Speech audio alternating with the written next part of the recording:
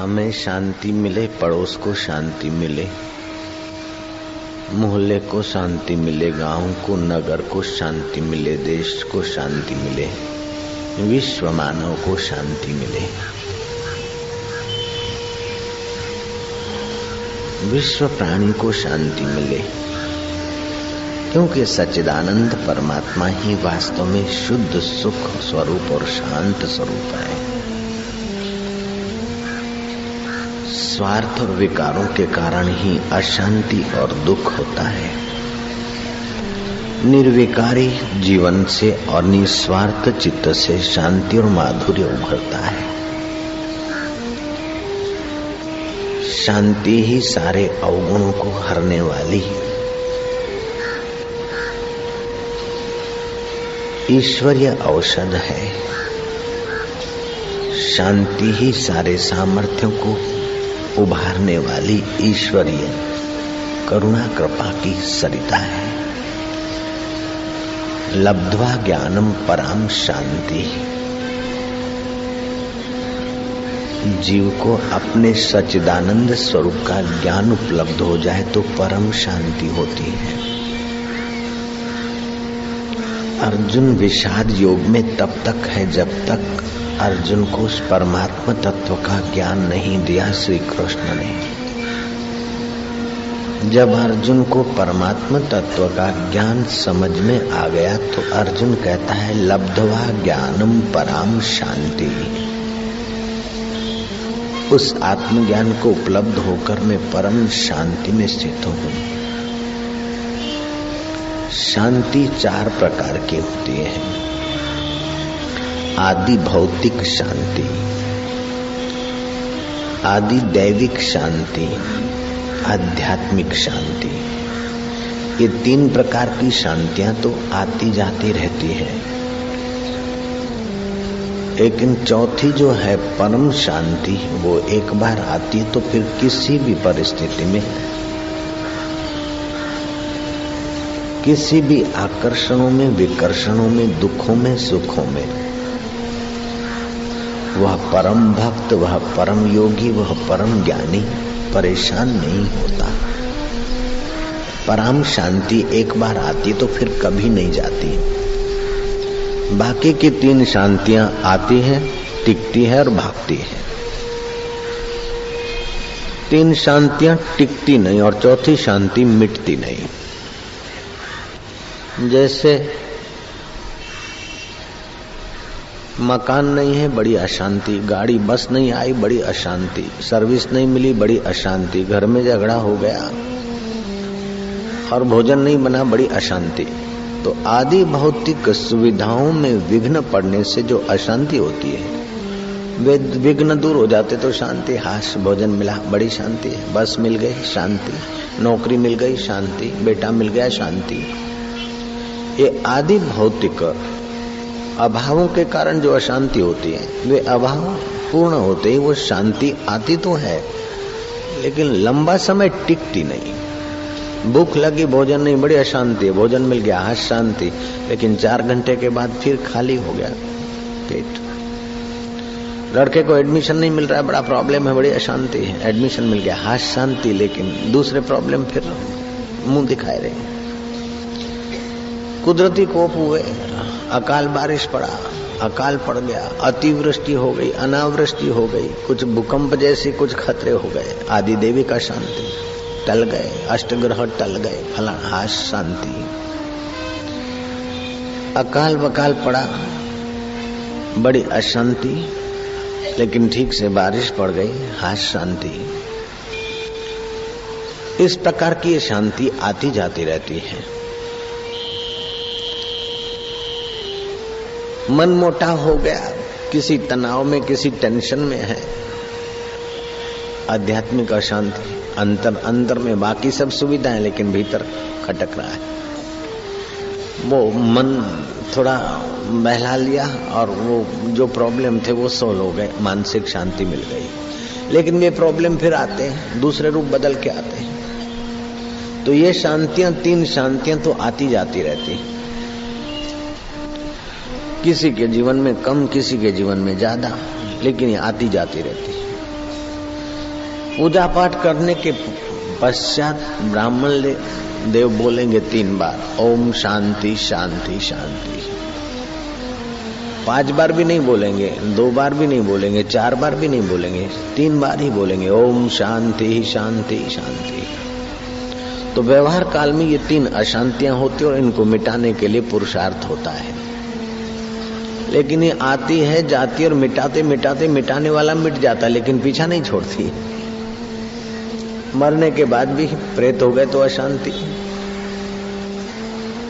अपने अनुरूप कर्म के अनुरूप गर्भ नहीं मिला तो बाथरूम से बह गए अशांति, और गर्भ मिला और जब गर्भ से जन्म ले रहे तभी भी अशांति। तो ये 3 शांतियां प्राकृतिक हैं। जैसे प्रकृति में बदलाव होता रहता है, ऐसे इन 3 शांतियों में भी बदलाव होता जाता है। चौथी शांति है जिसको परम शांति कहते, परमात्मिक शांति। वो इस जीवात्मा को अपने ज्ञान का अनुभव होता है तो परम शांति हो जाती है। फिर उसे बहुत भोग मिले तो भी उसमें लंपटू आसक्त या भोगी नहीं बनता, और भोग चले भी जाए खत्म भी हो जाए तो उसके लिए रोता रेंगता नहीं, अशांत नहीं होता। लब्ध्वा ज्ञानम पराम शांति, जैसे रमणलाल की कथा कल बताई, सारी सुविधाएं थी फिर भी भोगों के दलदल में नहीं पड़ा। प्रतिकूलता आई भोजन में, सीरे में नमक और सब्जी में शक्कर, तो अशांति नहीं मिली, क्योंकि परम शांति का कुछ कदम चल पड़ा था।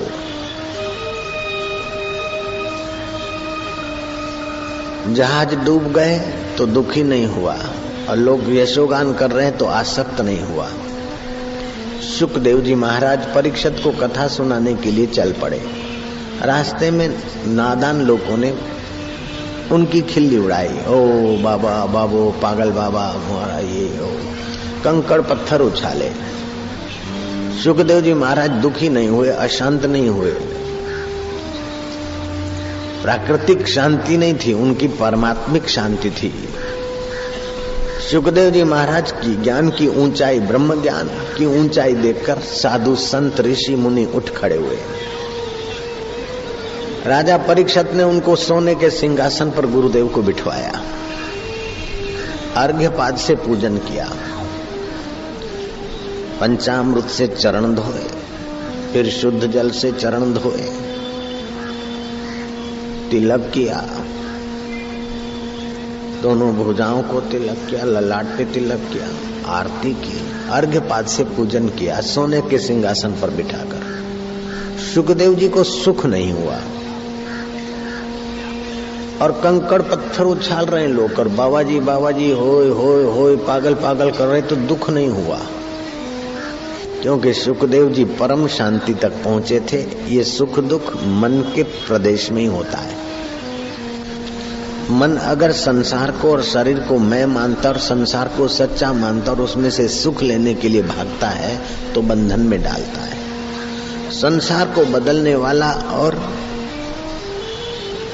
उसमें से सुख नहीं निर्वाह कर लेना है और अपने आत्मा को जानना है, ऐसा अगर मान लेता है तो संयम और संवेदनाशील होकर वो मुक्ति के रास्ते चल पड़ता है। सुखदेव जी तो मुक्ति की ऊंचाइयों को छुए थे, तो सुख के समय सुखदेव जी सुखी नहीं होते, हर्षित नहीं होते, और अपमान के समय सुखदेव जी दुखी नहीं होते। छोटे आदमी की पहचान क्या कि थोड़ा सा सुख मिले और ज्यादा खुश हो जाए, थोड़ा सा दुख मिले और ज्यादा दुखी हो जाए, ये बहुत निष्कृष्ट, बहुत छोटे व्यक्ति की पहचान है। बहुत सारा दुख मिले तो भी उतना दुख न हो, और बहुत सारा सुख मिले तो उतना सुख न हो, ये बड़े आदमी की पहचान है। और सुख दुख की असर न हो, वो तो साक्षात भगवत स्वरूप ब्रह्म ज्ञानी है, उसको प्रणाम। सिख धर्म के आदि गुरु ने कहा, जैसा अमृत तैसी विष खाटी, जैसा मान तैसा अपमाना, हर्ष शोक जाके नहीं, वैरी मित समान, कह नानक सुन रे मना, मुक्त ताही ते जान। वो मुक्त आत्मा है, जिसने परम शांति पाली वो मुक्त आत्मा है। भगवान शिव को जो अनुभव है वही उस ब्रह्म ज्ञानी को है। भगवान विष्णु जिसमें रमण करते उसी में वो महापुरुष रमण करता है। जगदम्बा जिसमें समता के माधुर्य में है वो परम शांति पाया हुआ वही है। इसलिए ईश्वर और गुरु एक तुल्य पूजे जाते हैं। ईश्वरो गुरु रात्मेति मूर्ति भेदे विभागिनो। राजा कितना भी बढ़िया हो लेकिन पूजा के उस मंदिर में भगवान के साथ राजा का या नेता का फोटो हम लोग नहीं रखते। जयराम जी की, चाहे लाल बहादुर शास्त्री जैसा सज्जन हो, चाहे फिर ले भागू कोई ही हो, लेकिन उन नेताओं को भगवान तुल्य हम नहीं पूजते।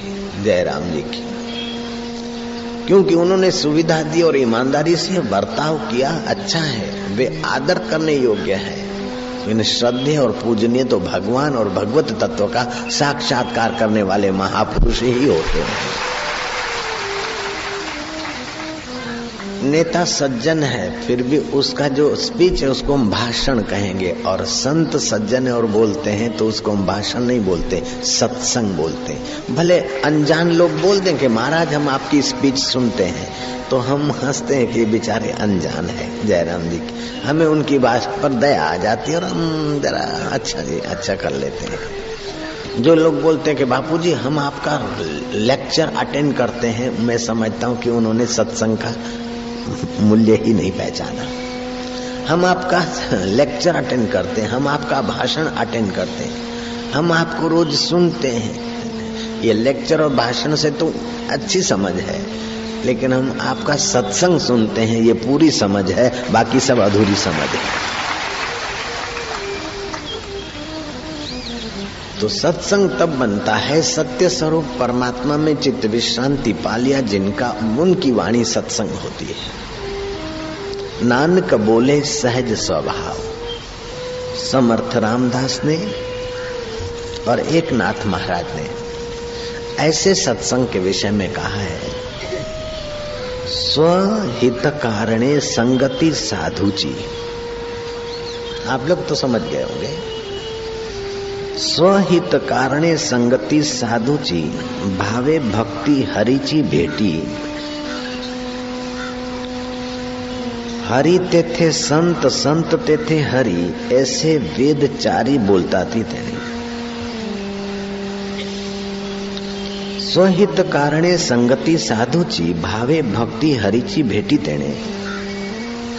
हरि तेथे संत, संत तेथे हरि, ऐसे वेद चारी बोलता थी। साधु संतों का संग पूरी श्रद्धा के साथ करना चाहिए। जहाँ संत निवास करते हैं वहाँ परमेश्वर का सतत वास होता है, ऐसा चारों वेदों का कहना है। अपने शास्त्र कहते हैं साधु नाम दर्शनम पातक नाशनम। तो साधु का शरीर और हमारा शरीर बाहर से तो एक जैसा दिखता है, लेकिन हम तीन अशांतियों में उलझे हुए, तीन अशांतियों को मिटाने में खप जाते हैं। साधु तीन अशांतियों को मिथ्या समझकर परम शांति पाकर तीनों अशांतियां उसकी सदा के लिए नष्ट कर देता है, इसलिए वो पूजने योग्य हो जाता है। तुकाराम महाराज ने कहा, शरीर दुखाचे कोठार, शरीर दुखाचे कोठार। वो इस शरीर को मैं मानने की आदत कम कर दो। ये शरीर मैं हाथ हूं ऐसा नहीं, ये हाथ है, ये सिर है, ये पैर है, ये पेट है, मैं पेट हूं ऐसा नहीं मानते। तो यह जो यह है वो मैं नहीं, और जो मैं है वो यह नहीं होता। इदम अहम नहीं होता और अहम इदम नहीं होता है।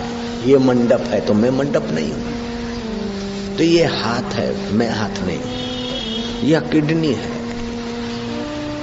ये जठरा है, तो यह मेरा मन है। शांत हुआ तब भी मेरा यह मन है, यह बुद्धि है। उस सब को जो देखता है, जहां से यह उठता है वह परमात्मा अपना आपा है। उसमें गोता मारने की कला परम शांति के द्वार खोल देगी। आवश्यक आध्यात्मिक बल भी आ जाएगा, और जो नहीं चाहिए वैसे दुर्गुण निकल जाएंगे। जो चाहिए वो होने लगेगा और जो नहीं है वो मिटने लगेगा। जैसे सूरज के उदय होते ही जो होना चाहिए वातावरण में ऑक्सीजन की बाहुल्यता, वो होने लगती है। पृथ्वी से अंधकार विदा और प्रकाश होना चाहिए, होने लगता है। हार्मफुल बैक्टीरिया नष्ट होने चाहिए, होने लगते हैं। अंधकार नहीं होना चाहिए तो नहीं होने लगता। तो सूरज को मेहनत नहीं पड़ती है, जो नहीं होना है वो नहीं होने लगता है, और जो होना चाहिए वो होने लगता है। ऐसे तुम्हारे आत्म सूर्य में अगर जप तप करके गोता मारोगे तो आपके जीवन में जो होना चाहिए ऑटोमेटिक होने लगेगा, जो नहीं होना चाहिए वो मिटने लगेगा। फिर आपको ये 3 शांतियां और अशांतियां अपना शिकार नहीं बना सकती। लब्ध्वा ज्ञानम परम शांति मचिरेणादि गच्छति। ऐसा नहीं कि परम शांति अभी मिली, मरने के बाद मुक्ति मिलेगी या भगवान मिलेगा, नहीं। परम शांति मिली तो समझो भगवान मिले, और भगवान मिले तो परम शांति मिली। फिर से समझ लेना, भगवान मिले तो परम शांति मिली, और परम शांति मिली तो भगवान मिले। लेकिन साकार भगवान मिल जाए और वो परम शांति का रास्ता नहीं मिला तो वो भगवान का मिलना भी इतना पूर्णता का अनुभव नहीं कराएगा। ध्यान देना, भगवान कृष्ण मिल गए, भगवान राम मिल गए, ईसा वालों को ईसा भगवान मिल गए तो क्या हो जाएगा। जीसस थे और क्रॉस पे चढ़ाए जा रहे थे, जीसस थे, फिर भी सामने वाले उनको पकड़ के आए, उनकी बुद्धि नहीं बदली। खीले ठोकने वालों की बुद्धि नहीं बदली। रक्त बह रहा है वो देख रहे, लोग तालियां बजा रहे थे। तो अभी उनका क्रोस आप गले में लटका दोगे तो क्या मिल जाएगा। थोड़ा सोचना पड़ता है। जयराम जी की ऐसे ही श्री कृष्ण को देखा, शाकुनी ने भी देखा, दुर्योधन ने भी देखा, लेकिन कृष्ण ने दुर्योधन के कंधे पर भी हाथ रखा। फिर भी दुर्योधन जब तक वो परम शांति का ज्ञान नहीं पाता तो भगवान साकार मिले तभी भी दुर्योधन की गड़बड़ी चालू थी। अर्जुन सज्जन था, भगवान साकार रूप में मिले, फिर भी अर्जुन का भय चालू था। जब भगवान तत्व का साक्षात्कार हुआ, भगवान तत्व का ज्ञान हुआ, तब अर्जुन को परम शांति मिली। तो भगवान मिलना मतलब भगवत तत्व का ज्ञान होना। राम जी तो देखे थे सुरपंखा, और सुरपंखा बोलते थे आई लव यू, तेरे की। तो भगवान मिल जाते, लेकिन भगवत तत्व का अगर सत्संग नहीं है तो भगवान मिलने के बाद भी भगवत मिलने का पूरा फायदा आदमी नहीं ले पाता है। भगवान नहीं मिले और भगवत तत्व का ज्ञान मिला और यात्रा की तो लाभ हो जाता है। भगवान के दर्शन से तो मोह हो सकता है, लेकिन भगवत तत्व के ज्ञान से मोह की निवृत्ति होती है। तो भगवान के दर्शन से भी बढ़कर भगवत तत्व की कथा ज्यादा हमारा हित करती है। और भगवत तत्व की कथा और भगवत तत्व को पाए हुए महापुरुषों का जीवन चरित्र और महापुरुषों का दर्शन हमें बहुत बहुत साथ देता है, बहुत बहुत उन्नति करता है।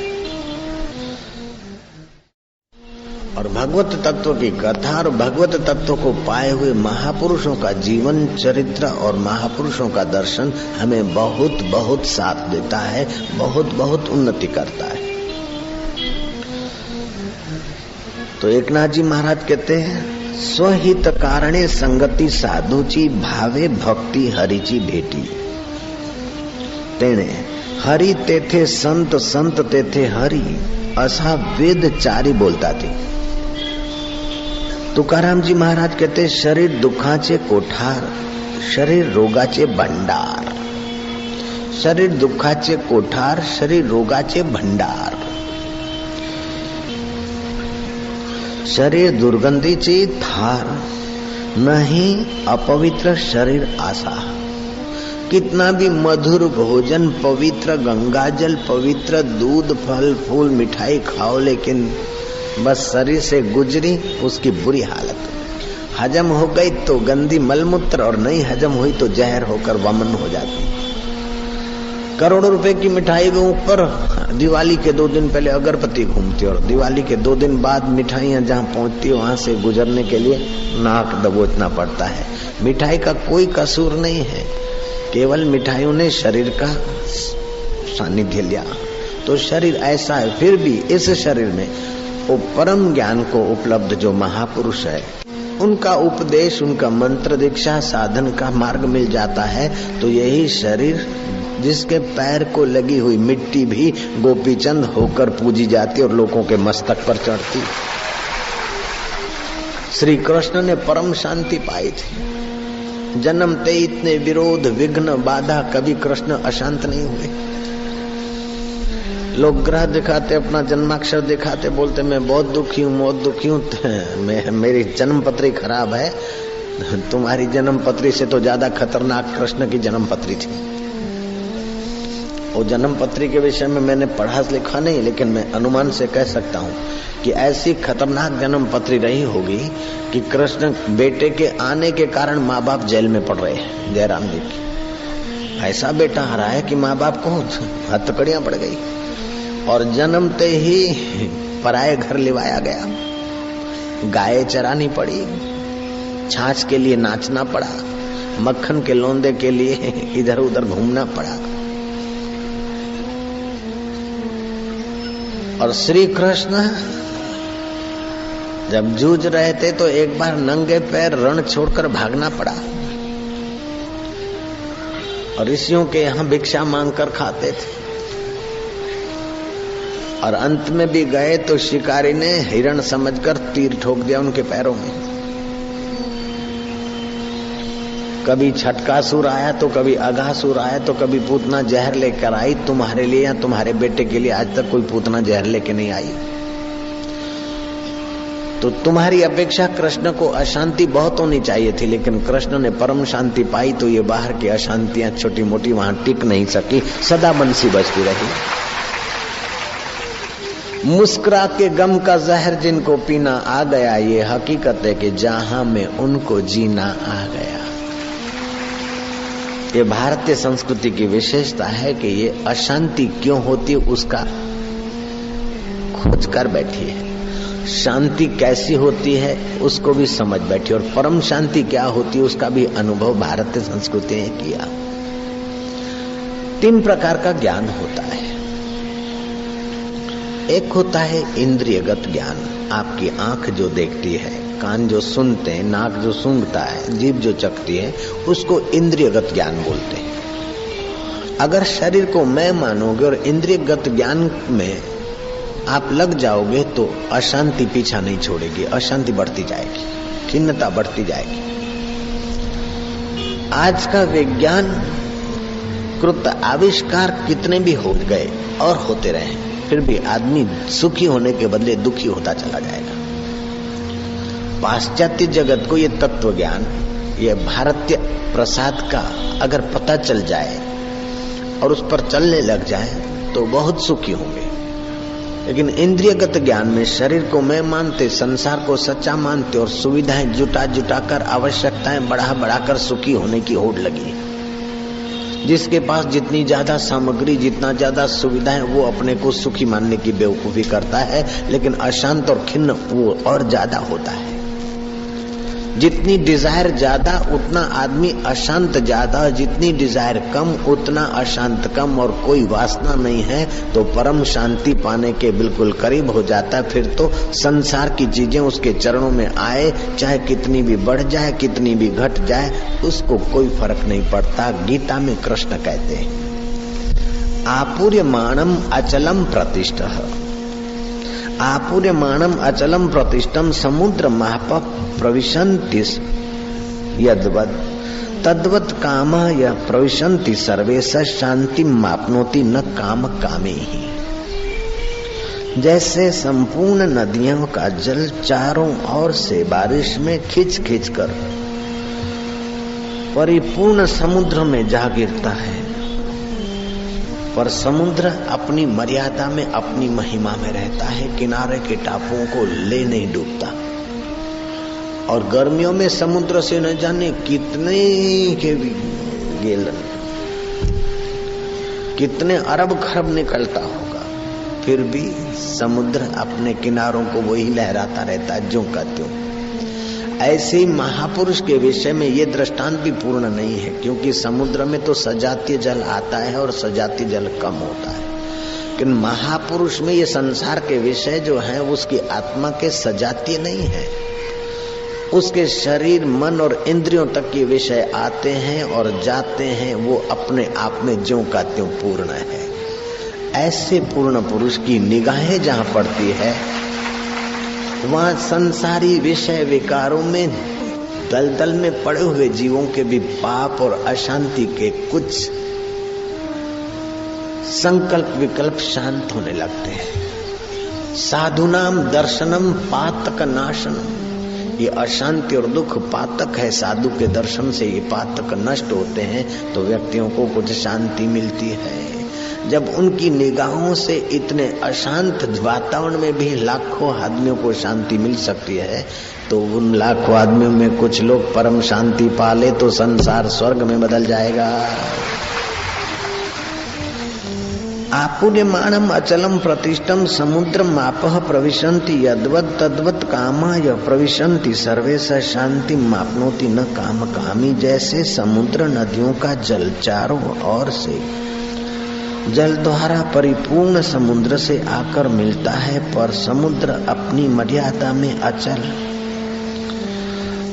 प्रतिष्ठित रहता है, वैसे ही संपूर्ण भोग पदार्थ जिस संयमी मनुष्य में विकार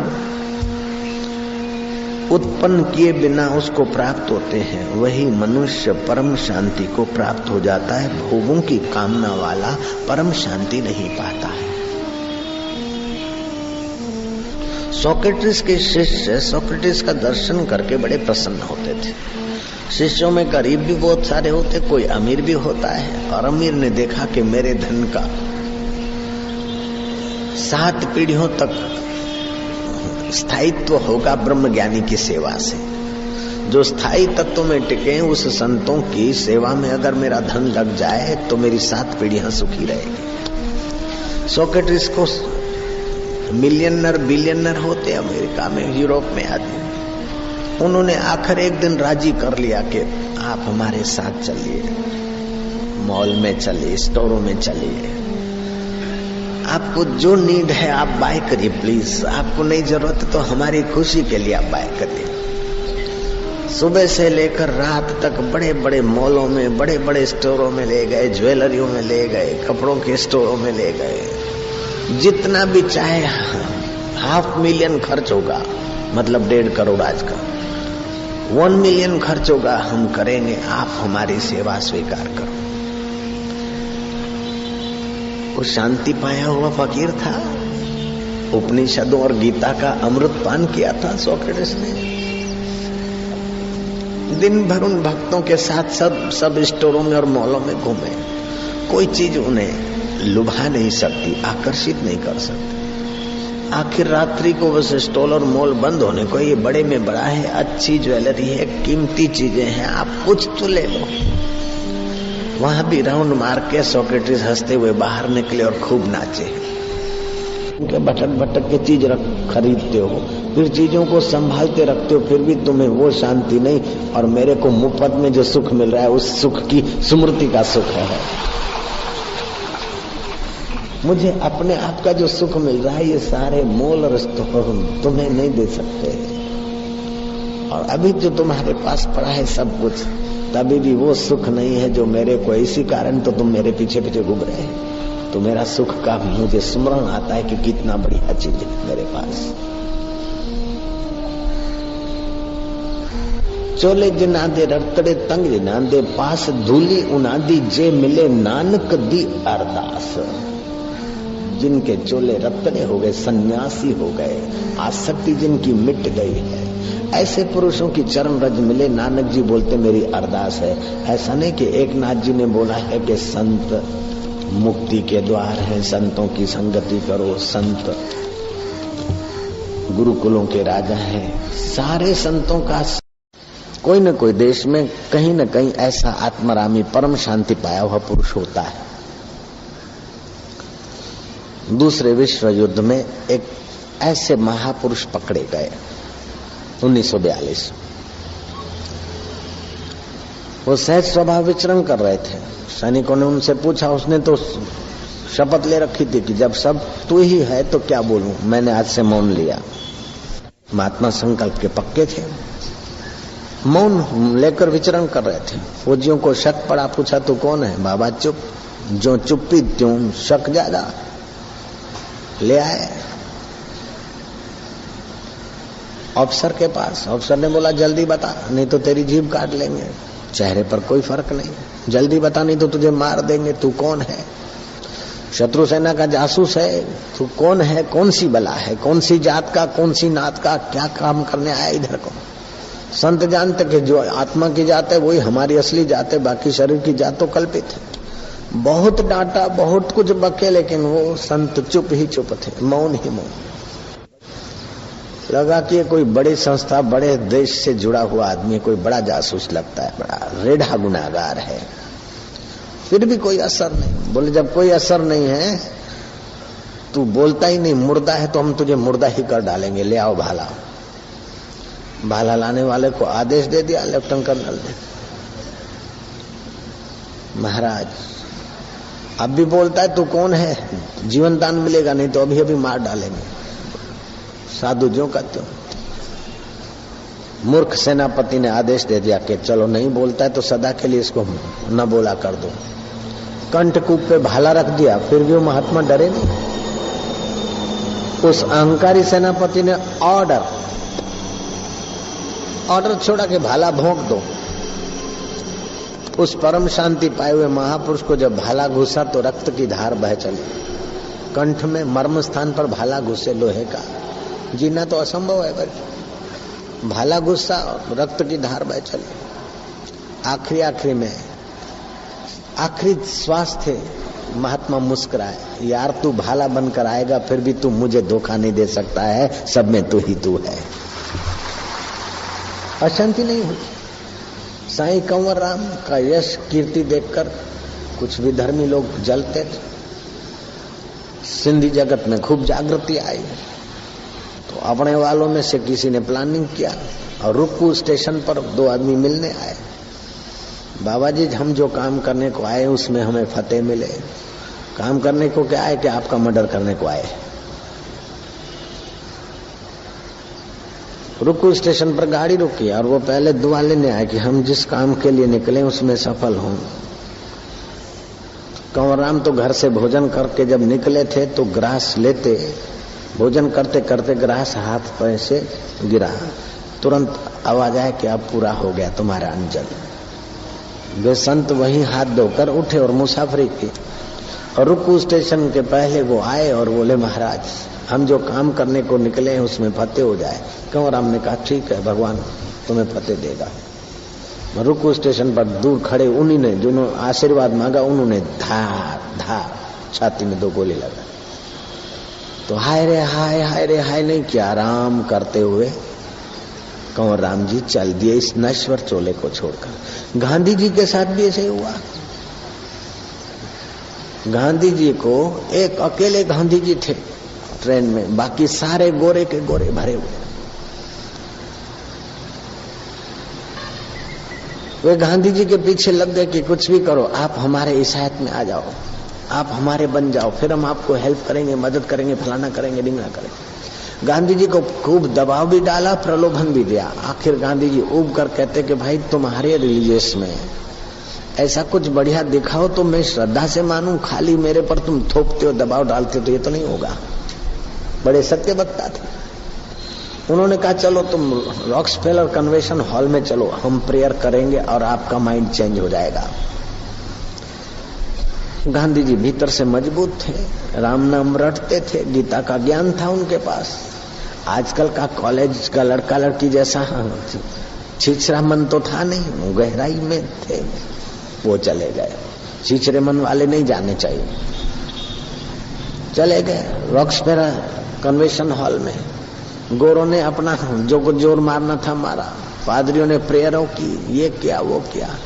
आखिर गांधी जी उठे मुस्कुराते हुए, बोले मुझे राम राम बोलने से जो शांति और बल मिलता है और गीता पढ़ने से जो प्रेरणा और ज्ञान मिलता है, वो सरमन ऑफ माउंटेन पर जो उपदेश है उससे बहुत कुछ ज्यादा देता है मुझे। इसलिए मैं इम्प्रेस नहीं होता, मैं तो हिंदू धर्म में ही रहूंगा। जीते जी तो राम राम की पूजा प्रार्थना करते थे, गीता पढ़ते थे, लेकिन जब गोली लगी तो मोहनलाल करमचंद के श्रीमुख से निकला राम, और दूसरा धड़ाका हुआ तो भी निकला राम। अशांति तो पूरी होनी चाहिए, लेकिन वो ब्रह्म ज्ञान के करीब थे। हलचल आंदोलन में अंग्रेजों के नाक में दम आ गया। अंग्रेजों ने उनको आश्वासन दिया कि अभी आप सत्याग्रह छोड़ो, अभी आंदोलन शांत करो, हम आपकी मांगे पूरी करेंगे। फलानी डेट को अपनी मीटिंग होती है। उन्होंने धोखा देकर उस वक्त का जो मॉब था उसको तो शांत कर दिया। जब तारीख हुई मीटिंग की, गांधी जी गए मिले, तो वे सारे के सारे जो आश्वासन थे वो मुकर गए उनके। तो सुशीला नायडू ने देखा कि अब गांधी जी पॉइजन पी लेंगे, या तो आत्महत्या करने के लिए ट्रेन के नीचे चले जाएंगे, अथवा तो कोई जहरी दवा पी लेंगे, या तो कुछ नशा करेंगे, क्योंकि गांधी जी की सारी तमन्नाओं से विपरीत उन लोगों ने बातें करी। गांधी जी के ऊपर तो वज्रपात हो गया। सुशीला नायडू उनका पीछा करने लगी कि मीटिंग में इन मूर्खों ने जो जो बताया था, जो जो अंग्रेजों ने वचन दिए थे, एक भी मान नहीं रहे, और हमारा जो पब्लिक का फोर्स था, जो मॉब था, वो सारा बिखेर दिया। गांधी जी अब नहीं जी सकते, देखे क्या करते हैं। उसने पीछा किया सुशीला नायडू ने। गांधी जी क्या करते, उनके पीछे पीछे गए तो गांधी जी जनरल रसोड़े में गए, जहां सब कार्यकर्ताओं का भोजन बनता था, सामूहिक भोजन, भोजनालय में गए और लोग की संवारने लगे। और जो बहनें काम कर रही थी और रसोई काम कर रहे थे, उनके साथ गपशप लगा रहे थे, और भूख लगी थी तो कुछ खा भी लिया और लोग की संवारने लगे। सुशीला नायडू दंग रहेगी कि क्या है, मैं क्या देख रही हूँ, सपना तो नहीं देख रही हूँ। आखिर रहा नहीं गया, गांधी जी से पूछते कि बापू जी, आज तो तुम्हारा ऊपर, आपके ऊपर वज्रपात हो गया था, आपका सारे सपने धूल में मिला दिए इन अंग्रेजों ने, और फिर हम तो सोच रहे थे कि आप सुसाइड करेंगे, या तो टिक-20 पिएंगे, या तो फिनाइल पिएंगे, या क्या करेंगे, मैं क्या क्या सोच रही थी, और आपके चेहरे पर कोई शिकन नहीं, और आप भूखे हो तो कुछ खाए भी जा रहे हो, और लोकी संवारे जा रहे हो, गप भी लगाए जा रहे हो। गांधी जी ने कहा कि देखो, देश को आजाद कराना भी मेरे राम का काम है, और ये लोकी संवारना भी मेरे राम का काम है। मैं प्रयत्न करूंगा, सफलता विफलता तो ये संसार का खेल है, अपना चित्त तो सम रहना चाहिए। इसलिए वो मोहनलाल महात्मा गांधी के नाम से प्रसिद्ध हो पाए। आप भी जरा जरा बात में दुखी न होना। हम लोग छोटे बच्चे थे ना, हम जब थे तो चवन्नी के चॉकलेट लॉलीपॉप मिलती थी तो बड़े राजी हो जाते थे, और 4 आने की चीज कोई छीन लेते तो हम लोग रोते थे। अब जो बढ़ गए तो 4 आने की तो क्या, 40 रुपए की भी चीज आए तो वो दुख सुख नहीं मिलता, और चली भी जाए तो वो दुख नहीं होता। 40 रुपए की भी चीज आ जाए तो वो सुख नहीं मिलता। कोई 40 रुपए की चीज दे दे, गिफ्ट दे दे, तो उतनी बाँछें नहीं खिलती जितनी पहले खिलती थी, और 40 रुपए की चीज कहीं नुकसान भी हो जाए तो उतना पहले जैसा दुख नहीं होता, क्योंकि हमारी बुद्धि थोड़ी बड़ी हो गई। ऐसे ज्ञानी की बुद्धि बड़पन की पराकाष्ठा पे पहुंच गई। पूरा संसार उनका जय घोष करे, आरती करे, पूजा करे, तो उनके चित्त में अहंकार नहीं आता, और सारे लोग विपरीत खड़े हो जाएं तभी भी उनके चित्त में दुख नहीं होता। ऊपर ऊपर से अच्छा बात, अच्छा भाई, वाह भाई, हाँ, ऊपर ऊपर से नाराजी भी हो जाएगी, ऊपर ऊपर से राजी भी दिखेंगे, लेकिन गहरे में कुछ नहीं। उठत बैठत ओई उठाने, कहत कबीर हम उसी ठिकाने। सीते सीते हाय सीते, ओ सीते सीते कर रहे भाई लक्ष्मण, मैं अयोध्या वासियों को क्या मुंह दिखाऊंगा। राम जी रोते हुए भी दिखाई दे रहे हैं, लेकिन गहराई में राम को जो जानता है वो यही कहेगा कि राम ने केवल अपना कर्तव्य निर्वाह करने के लिए केवल विनोद मात्र व्यवहार करके दिखाया। राम जी कामी पुरुष की नाई अपनी सीता को नहीं खोज रहे थे, और मोही पुरुष की नाई लक्ष्मण के लिए नहीं रो रहे थे। लोगों को ऐसा करना चाहिए संसार में, इसका एक केवल उदाहरण धर रहे थे। जो अति क्रोधी और कामी आदमी, उसको लाल रंग ज्यादा प्यारा लगता है, अथवा तो लाल रंग पहनने से काम और क्रोध उभरता है। जय राम जी की,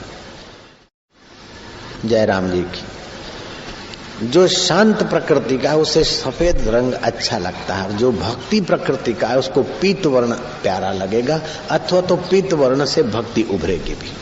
जो अति स्वार्थी है उसको खाकी कपड़े अच्छे लगते हैं, अथवा खाकी कपड़े पहनने से स्वार्थ उभरता है। अब ड्यूटी में पहनना पड़ता है पुलिस ऑफिसर को, नो प्रॉब्लम, लेकिन खाकी कपड़े स्वार्थ उभारते। एक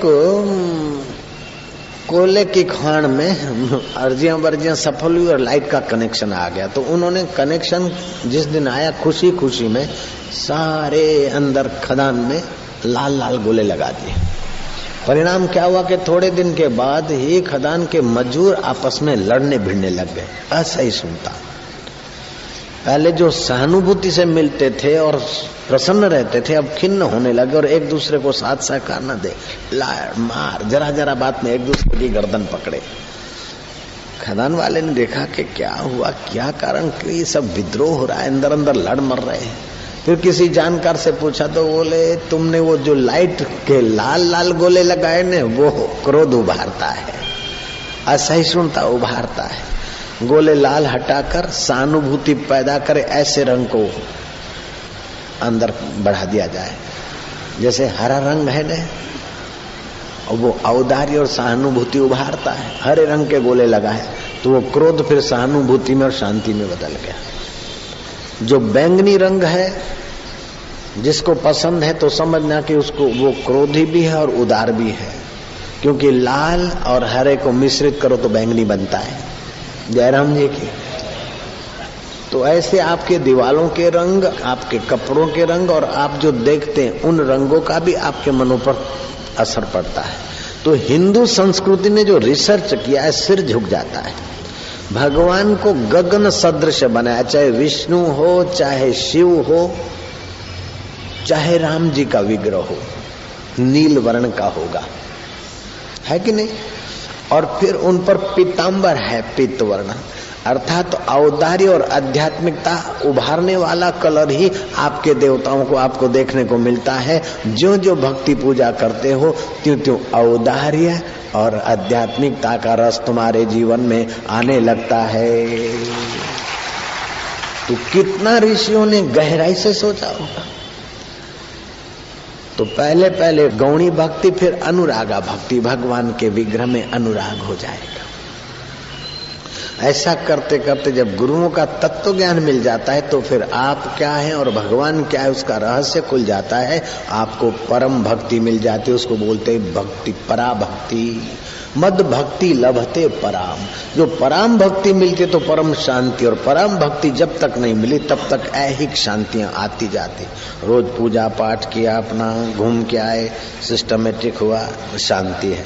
लेकिन आज घूमने नहीं गए, आज नाश्ता ठीक से नहीं किया, नींद ठीक से नहीं की, आज शांति नहीं है। जयराम जी की तो ये नींद की और घूमने की शांति हुई, वो परम शांति नहीं कि किसी कारण से चली जाए और किसी कारण से आए। तो रोज जैसे कोई पहलवान है तो बराबर दंड बैठक किया तो आज ठीक खुश है, जिस दिन दंड बैठक नहीं हुआ उस दिन मरा पड़ा है। तो ये हो गया आदत का सुख। आदत का सुख एक बात है, परिस्थितियों का सुख दूसरी बात है, विषय विकारों का सुख तीसरी बात है, हार जीत का सुख चौथी बात है। लेकिन कोई भी परिस्थिति में आपका चित्त सुख से विमुख न हो, वह परम सुख परमात्मा का है, परम शांति परमात्मा की है।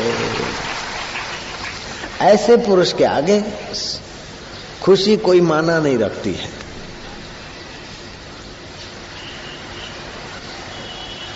न खुशी अच्छी है, न मलहाल अच्छा है, यार तू जिसमें रख दे वो हाल अच्छा है। हमारी न आरजू है न जुस्तजू है, हम राजी उसमें जिसमें तेरी रजा है।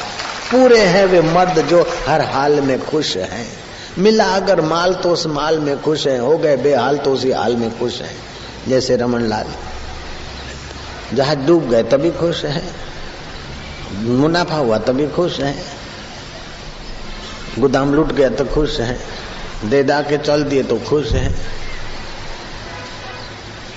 तो वो परम शांति जिनको मिली है, ऐसे ऋषियों का मार्गदर्शन से अगर संसारी लोग जीने लग जाए तो भोगों की अधिकता इच्छाओं की नीड की अधिकता से सुख नहीं मिलता, अपितु इच्छाएं और भोगों का आकर्षण कम होकर आदमी अंतर्मुख होता है तो उसे शांति मिलती। हमारे बाप दादाओं के पास जो सुख सुविधाएं नहीं थी वो हमारे पास है।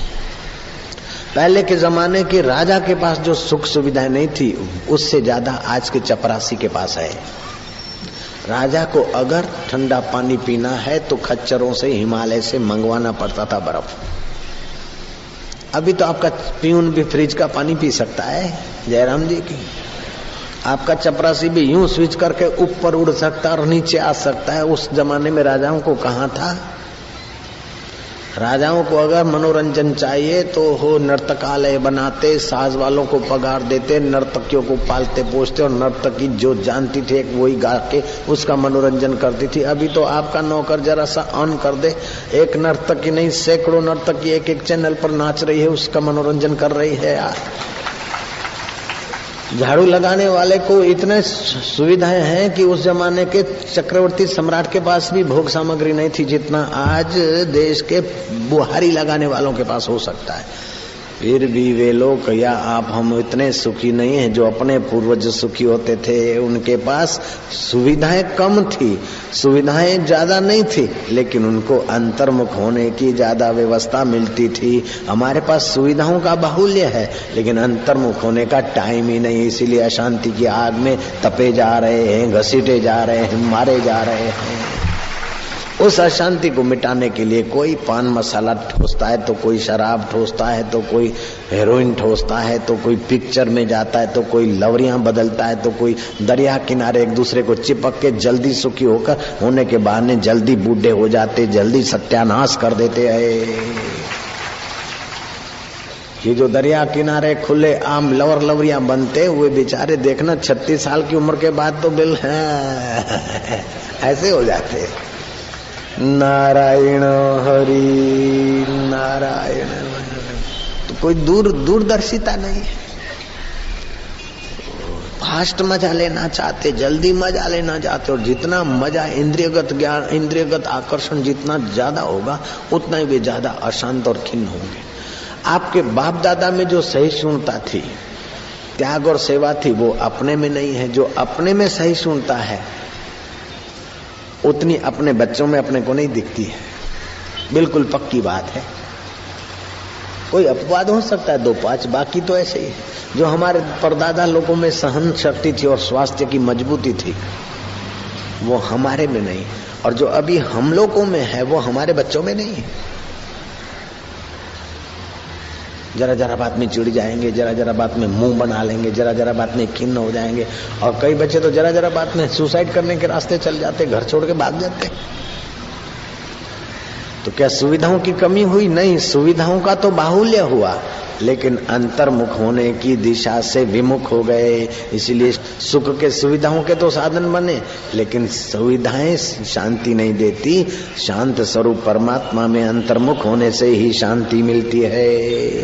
तो सुबह उठकर थोड़ी देर परमात्मा शांति का स्वाद ले, किसी गुरु के द्वारा साधन सीखकर शांति में गोता मारने का स्वाद ले, तो फिर इन चीजों के बढ़ने से, इन चीजों के घटने से, इन चढ़ाव उतार आने से आप जरा जरा बात में अशांत नहीं होंगे। आतताई और निष्ठुरता अशांति लाती है, और संवेदना, संयम और दया आदमी के जीवन में शांति तो लाके रखती है, परम शांति के द्वार तक पहुंचा देती है। दया धर्म का मूल है। पाप मूल अभिमान, तुलसी दया न छाड़िए, जब लग घट में प्राण। नौकर चाकर पे तो दया करते हो, लेकिन एक नौकर चाकर नहीं है आपका, 2-5 नौकर चाकर नहीं है। और ये बाहर के नौकर चाकर 24 घंटा आपके साथ नहीं रह सकते हैं। कुछ ऐसे नौकर चाकर है जो 24 घंटा आपके साथ रहते हैं। ये आंख भी आपके नौकर चाकर है, उन पर भी दया करो, फालतू दृश्य न दिखाओ। कान भी आपके नौकर चाकर है, उनको फालतू तकड़ देना, दिन में परेशान मत करो। जीभ भी आपके नौकर चाकर है, फालतू व्यंजन मत ठांसो।